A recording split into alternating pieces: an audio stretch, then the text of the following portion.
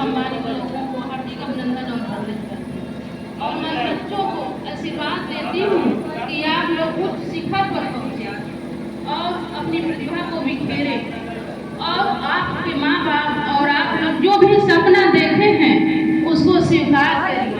किस तरह स्वीकार करें? आप लोग स्कूल और ट्यूशन से उसके बावजूद आप 6 घंटा लगातार अगर सिर झुकाकर आप लोग पढ़ते हैं तो आप लोग सफल हो जाएंगे, अपने माँ बाप का सपना पूरा कर सकते हैं। और जो बच्चा नहीं पढ़ सकता है उसका सपना नहीं साकार होगा, ये आप लोगों को हाथों में है। मैं अपने बच्चों से कहना चाहूँगी, आप लोग डेली एक दिन पढ़ने से नहीं होगा। अगर आज 6 घंटा पढ़ लिए तो कल कहें कि हम नहीं पढ़ेंगे, कल पढ़ेंगे 1 घंटा पढ़ते नहीं, हमको डेली लगातार मेहनत करना है, हमको सीखना है। चंदन भाई से जब मैं पंचायत में आई पहली बार उनसे मैं मिली, मैं तो हक्के बक्के रह गई। हमने जो इंसान इसका हाथ पैर नहीं काम कर रहा, दूसरा काम कर रहा, उसकी पूरी तरह खाली दिमाग और मुंह काम कर रहा है, वो इतना उनके चेहरे पर कभी सिकन नहीं आई, हमेशा स्माइल ही रखते थे। हमेशा अगर हमारा कार्यक्रम लगाते थे तो हमेशा वो बाइक से ही चलते थे। एक लोग आगे चलाते, एक लोग बैठते बीच में पकड़कर, कोई बैठता तब चलते थे। तो हमको बहुत आश्चर्य होता था, हमको बहुत डर लगता था कि कहीं गिर जाएंगे, लेकिन ऐसा कुछ भी नहीं हुआ।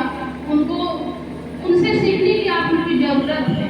आप लोग, मैं बेटियों से ये कहना चाहूँगी कि आप लोग इस जमाने में पैदा हुई बहुत खुश नसीब हैं, जो आपकी हर जगह आपको मान सम्मान और हर जगह इज्जत मिलता है। हर जगह कुछ भी बन सकती हैं, IAS PCS डॉक्टर इंजीनियर कुछ भी बन सकती है।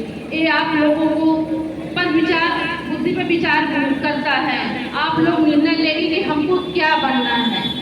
एक लक्ष्य रखना चाहिए कि हमको चाहे IAS बनना, चाहे डॉक्टर बनना, पर वही लक्ष्य लेकर आप लोग चलेंगे और अपने माँ बाप, अपने जिले का नाम रोशन कर सकती हैं।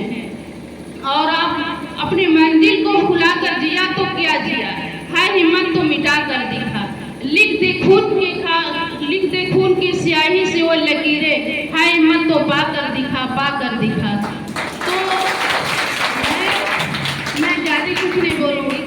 एक बार एक गुरु नानक जी अपने शिष्यों को लेकर एक गांव में गए, तो वहाँ पर जाने के बाद उनका बहुत आहो-भगत हुआ, बहुत सम्मान हुआ। फिर उन्होंने दूसरे दिन अपना लोग गए, उनका पैर छुए तो उनको आशीर्वाद दिए कि खुश रहो, आबाद रहो, पूरी दुनिया में फैल जाओ, बिखर जाओ। फिर उन्होंने जाने लगे दूसरे गांव में गए तो वहाँ पर उनका कोई आओ-भगत नहीं किया, कोई सम्मान नहीं किया, कोई पानी तक भी नहीं पूछा। फिर उसने दूसरे दिन सुबह अपना चल दिए, तो वहाँ पर बोले खुश रहिए, आबाद रहिए, यही रहिए।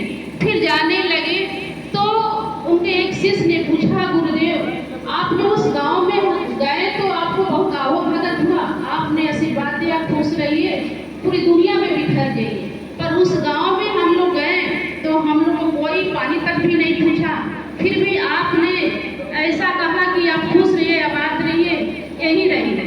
तो गुरु नानक जी ने एक अच्छा जवाब दिया, कहा कि अच्छे लोग दुनिया में फैलेंगे तो अच्छाई फैलाएगी, बुरे लोग फैलेंगे तो बुराई फैलाएगी।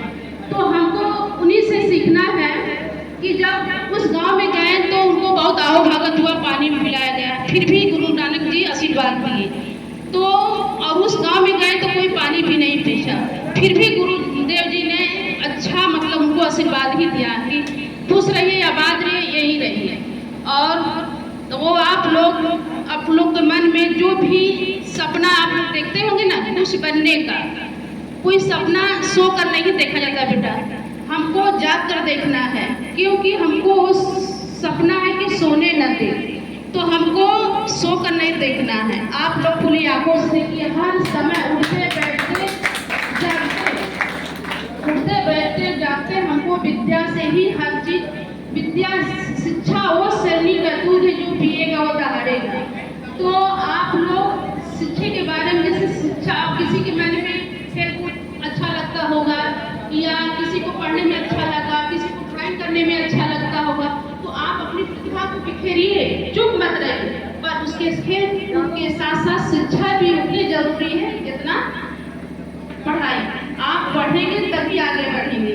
आप अपने माँ बाप का रोशन नाम करेंगे, जिले के नाम रोशन करेंगे।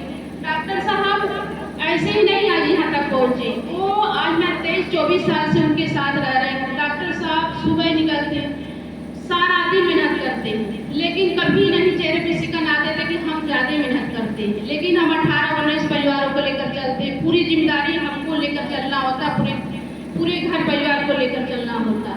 तो हमको कभी नहीं लगता है कि नहीं, जब डॉक्टर साहब ये कर सकते हैं तो हम भी कर सकते हैं, क्योंकि हमारे घर में कुल मिलाकर 10-11 बच्चे हैं, 3 डॉक्टर साहब 3 भाई हैं। तो हम सबको पढ़ाना लिखाना, ब्याह शादी करना, डॉक्टर बनाना, तो हम कभी हम नहीं सोचते कि वो हमारे बच्चे नहीं हैं। क्यों नहीं बच्चे? जब हमारे डॉक्टर साहब के भाई के बच्चे हैं तो हमारे ही हुए ना। तो आप लोग कभी किसी से भेदभाव मत रखिए, जितना मिले उतने में खुश रहिए, उतने में आप लोग आगे बढ़ने की कोशिश करिए और अपने माता पिता को ध्यान में रखते हुए कि हमारे माता पिता की आंखों में कभी आंसू न आए। आप लोग और आगे बढ़ते रहिए। बहुत बहुत धन्यवाद।